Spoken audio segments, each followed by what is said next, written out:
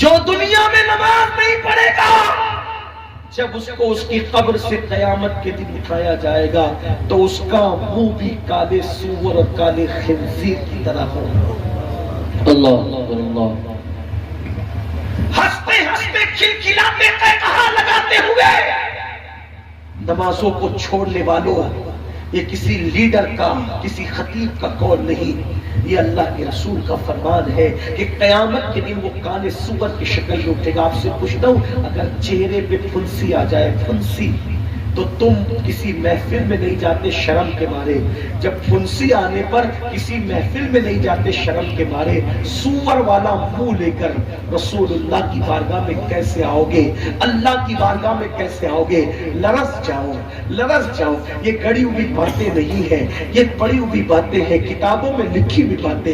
میرے بھائیوں، میں تمہارے سامنے جو ہے تمہاری منتیں کر کے کہتا ہوں، بہت دنیا کی رنگریلیوں میں ڈوب چکے ہو، نکلو۔ دنیا میں آوارگی کرنے نہیں آئے تھے، دنیا میں پاپ کرنے نہیں آئے تھے، دنیا میں عیاشی کرنے نہیں آئے تھے۔ مسلمانوں، ہم دنیا میں آئے، قرآن کہتا ہے الذی خلق الموت والحیات لیبلوکم ایکم احسن عملا، کہ ہم نے زندگی اور موت کو اس لیے پیدا کیا تاکہ ہم تمہارا امتحان لے، تمہیں آزمائے کہ کون تھوڑی سی زندگی پا کے اچھا عمل کرتا ہے۔ دیکھ لو یزید کی زندگی اور دیکھ لو امام حسین کی زندگی۔ یزید نے نمازیں چھوڑی، یزید نے شراب عام کیا، یزید نے عورتوں پہ پاپ کی نظریں ڈالی۔ وہ بادش نہ تھا، اللہ نے اس کو دولت دی، اس نے عیاشی کی، پاپ کی، آوارگی کی۔ آج اس کی قبر کا نشان موجود نہیں ہے۔ 15 بیٹے چھوڑ کے مرا تھا، ایک بھی بیٹا اس کی نسل میں موجود نہیں۔ میرے حسین نے اللہ کے دین پر اپنا سب کچھ لٹا دیا، بھوکے پیاسے رہے مگر نماز نہیں چھوڑی، عبادت نہیں چھوڑی۔ ارے تاریخ کی اوراد گواہ ہے کہ کٹا ہوا سر ہے، نیزے پہ چڑھا ہے، لیکن حسین بتا رہے ہیں میرے جسم کا تعلق میرے سر سے ختم ہو گیا ہے، لیکن تلاوت قرآن کر کے بتا رہے ہیں اب بھی قرآن سے میرا رشتہ موجود ہے۔ نیزے پہ قرآن سنا کر کے بتایا، قرآن سے اب بھی میرا رشتہ نہیں ٹوٹا۔ جسم سے سر کا رشتہ تو کٹ چکا ہے، لیکن قرآن سے میرا رشتہ اب بھی باقی ہے۔ میرے امام نے نماز پڑھی، صراط مستقیم پہ رہے، سچائی پہ رہے، اللہ کے دین پہ استقامت کے ساتھ ڈٹے رہے۔ کیا ہوا؟ ایک بیمار چھوڑ کر گئے، ایک بیمار۔ آج مسلمانوں کی کوئی بستی ایسی نہیں ہے جہاں امام حسین کی اولاد نہ رہے۔ اس لیے یزید کو عبرت کی نگاہ سے دیکھو، چلتے پھرتے یزید بنو، اللہ کی بارگاہ میں رجوع کرو، توبہ کرو۔ پتہ نہیں کس کی زندگی کب ہے، کب تک ہے، ہمیں نہیں پتا۔ یہ مت سوچنا میرے بھائی بس گفتگو اینڈ کی طرف جا رہی ہے۔ خلاصہ کلام کہ جوانی میں گل چھتے اڑاؤں گا، عیش کروں گا، جب بوڑھا ہو جاؤں گا تب توبہ کروں گا۔ جوانی میں بھی موت آتی ہے، آ سکتی ہے۔ آج ابھی توبہ کرو، ابھی پلٹو، ابھی پلٹو، ابھی واپس آؤ، ابھی واپس آؤ۔ اللہ تعالیٰ نے آدم علیہ السلام کی پیدائش سے 4000 سال پہلے، آدم علیہ السلام کی پیدائش سے 4000 پہلے عرش پر لکھا تھا کہ میرا بندہ ساری زندگی گناہ کر کے اگر ایک مرتبہ توبہ کرے گا تو میں اس کے تمام گناہوں کو بخش دوں گا۔ اللہ کا وعدہ ہے جو توبہ کرے گا اللہ اس کو بخش دے گا۔ آئیے دین کی طرف واپس آئیے، بے نمازی پن چھوڑیے، نشے کی عادت چھوڑیے، جھوٹ کی عادت چھوڑیے، پاپ کی عادت چھوڑیے۔ گناہ کے اندر سکون نہیں ہے، گناہ کے اندر اطمینان نہیں ہے، اور اگر گناہ کرتے رہے تو امام علی مقام کی آپ سے جنگ ہے۔ اور یاد رکھنا حسین سے جنگ کر کے جب یزید جیت نہ سکا تو حسین سے جنگ کر کے آپ کون ہوتے ہیں جیتنے والے؟ تباہ ہوگی، نسلیں مٹ گئی یزید کی۔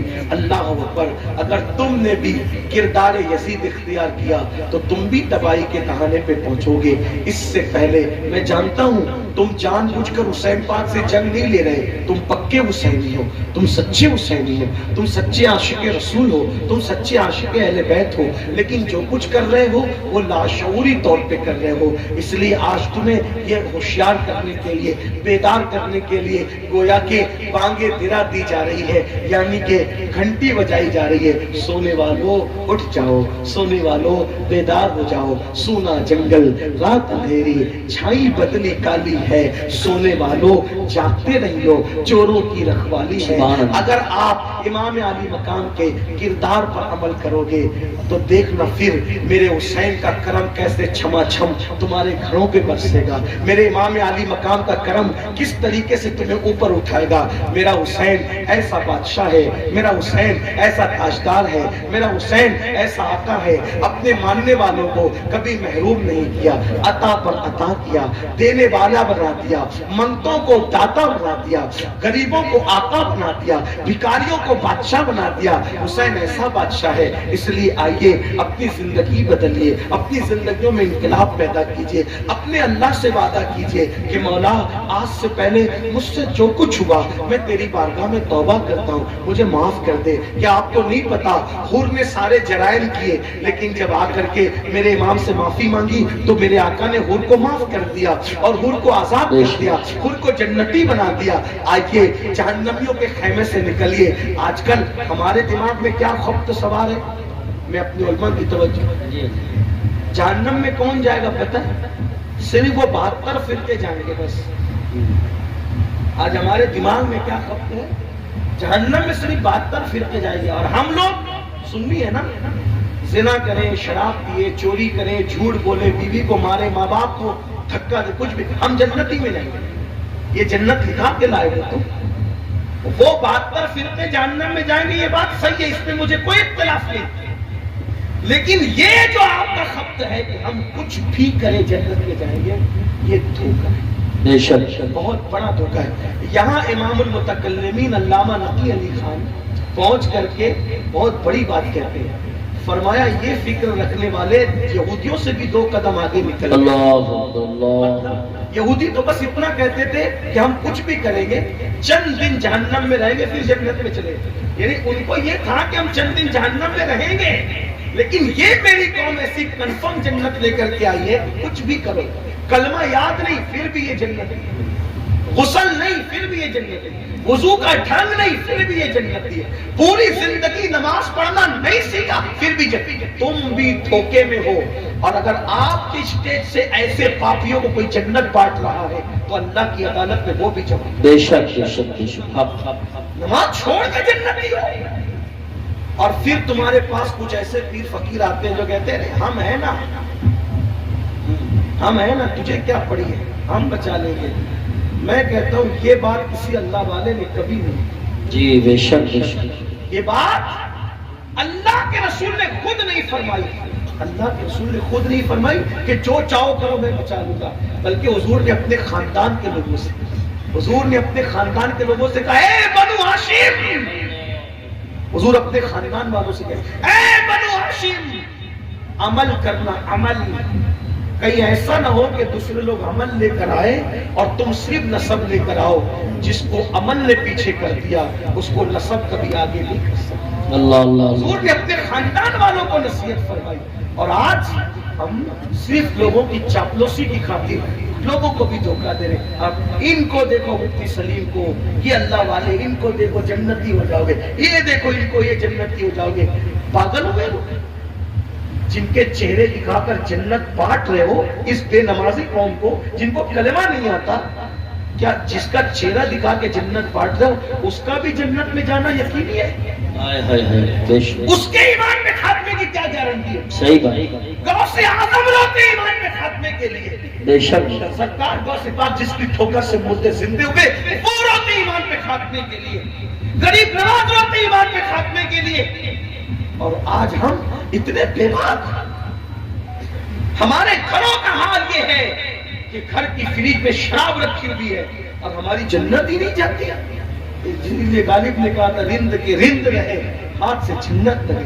میرے بھائیوں بدلو اپنے آپ. اور علماء جب نصیحت کرتے تو لوگ ہنستے ہیں. جمعہ کے دن کیا کریں گے؟ ارے مولانا تو بہت لمبی تقریر کرتے ہیں, چھوڑ ابھی کیا جانا, ابھی بولیں گے اس سے بچو اس سے بچو, یہ مت کرو وہ مت کرو. علماء سے دور رہنے والوں, تمہاری سب سے بڑی تباہی کی وجہ علماء سے دور رہنا. بے شک. سرکار غریب نواز فرماتے ہیں ہمارے دور میں ایک شخص مرا تو جب اس کو اس کی قبر میں رکھا گیا تو اس کا منہ قبلے کی طرف کرتے تھے تو اس کا منہ قبلے کی طرف نہیں ہوتا تھا. اللہ لوگ کرتے تھے پھر جاتے تھے, پھر کرتے تھے پھر جاتے. تو ایک صاحب کشف بزرگ نے فرمایا اس کا منہ قبلے کی طرف کرنا چھوڑ دو, اس کا منہ کبھی قبلے کی طرف نہیں ہو سکتا, اس لیے کہ یہ علماء مشائخ کو دیکھ کر کے غرور کی وجہ سے اپنا منہ پھیر لیا کرتا. اللہ. تو جو علماء سے اپنا منہ جیتے جی پھیر لیتا تھا, اب مرنے کے بعد قبلے کی طرف اس کا منہ نہیں رہ سکتا. اللہ. آج کل علماء کی کیا عزت کر, اماموں کی کیا قدر کر رہے ہیں. میں لوگوں کو کہتا ہوں, لوگ میرے خلاف ٹرین چلاتے ہیں, لوگ میرے خلاف باتیں کرتے ہیں, میں کہتا ہوں مقرروں کو بلاتے ہو, ہزاروں روپے دیتے ہو, مسجد کے امام کی کیا خدمت کرتے ہو, نعت خوانوں کو بلاتے ہو, ہزاروں روپے دیتے ہو, اپنے امام کی کیا خدمت کرتے ہو. بلکہ امام کا حال یہ ہے, بڑی معذرت کے ساتھ, اگر اسٹیج سجے گا تو جو کبھی زندگی میں آپ کے گاؤں میں نہیں آیا وہ آگے بیٹھے گا, اور مسجد کا امام سب سے آخری میں پیچھے بیٹھے گا, اس کو دھکے دے کے پیچھے بیٹھے. جو اللہ کے یہاں آپ کے آگے کھڑے رہتا ہے وہ آپ کے اسٹیج پہ پیچھے پڑا. اللہ. یعنی اماموں کی کوئی قدر ہی نہیں, کوئی اہمیت ہی نہیں. مسلمانوں حق تلفی نہ کرو, کسی کی حق تلفی نہ کرو, نہ امام کی کرو, نہ بیوی کی کرو, نہ بچوں کی کرو, نہ ماں باپ کی کرو. بلکہ ماں باپ کے معاملے میں بھی لوگوں کا حال یہ ہو گیا ہے, سب کی خدمت کریں گے. ابھی یہ دیکھو تقریر چالو ہے, نذرانہ لا کر کے دے رہے, اللہ آپ کو برکت دے, کوئی غرور گھمنڈ کی بات نہیں, اللہ آپ کو برکت دے, اچھی بات ہے لا کے دے رہے. لیکن یہ جتنا ہم لوگوں کو لا کے دیتے ہو اس سے کم بھی کبھی اپنے ماں باپ پہ خرچہ کرتے ہو. اگر کرتے ہو تو ہم کو دینا فائدے مند ہے, ورنہ ماں باپ دوا کے لیے ترس رہے, ماں باپ تڑپ رہے, ماں باپ کو جھڑکیاں دے رہے ہو, ماں باپ کو دھکے دے رہے ہو, ماں باپ کو گھور کے دیکھ رہے ہو. یہ تمہارے اور میرے نبی نے فرمایا, جس نے اپنے ماں باپ کا دل دکھایا جب مرے گا تو اس کی زبان پہ کلمہ جاری نہیں ہوگا. اللہ. چاہے ہر سال حج کرتا ہو, چاہے ہر سال عمرہ کرتا ہو, مرے گا تو زبان پہ کلمہ نہیں آئے گا. ڈرتے کیوں نہیں, مرنا ہے, کامیاب مرنا ہے, جنتیوں کے مرنا ہے. تو یہ سب باتوں سے توبہ کرو, بدلو اپنے آپ کو. جو توبہ کرتا ہے وہ گناہوں سے ایسے پاک ہو جاتا ہے جیسے ابھی اپنی ماں کے پیٹ سے پیدا ہوا. اگر سن کر بدلنے آئے ہو تو تمہارا جلسے میں آنا کامیاب ہے, اور اگر صرف بھیڑ کرنے آؤ کہ چلو مولانا کیا بولتے ہیں, بہت اچھی تقریر میں بڑے نعرے لگ گئے اور بہت اچھا بولے, آپ کو کیا فائدہ ہوا. صحیح بات ہے. آپ اپنے آپ کو بدلو اس سے پہلے کہ جسم کا رشتہ روح سے ٹوٹ جائے. اللہ کی بارگاہ میں توبہ کرو, اپنے اللہ کو مناؤ, اپنے اللہ کو راضی کرنے کی کوشش کرو. گفتگو کے درمیان اگر مجھ سے کوئی غلطی ہو گئی ہو, اللہ کی بارگاہ میں بھی توبہ کرتا ہوں. اللہ تعالی ہم سب کو معاف فرمائے. استغفر اللہ ربی من کل ذنب واتوب الیہ. لا الہ الا اللہ محمد رسول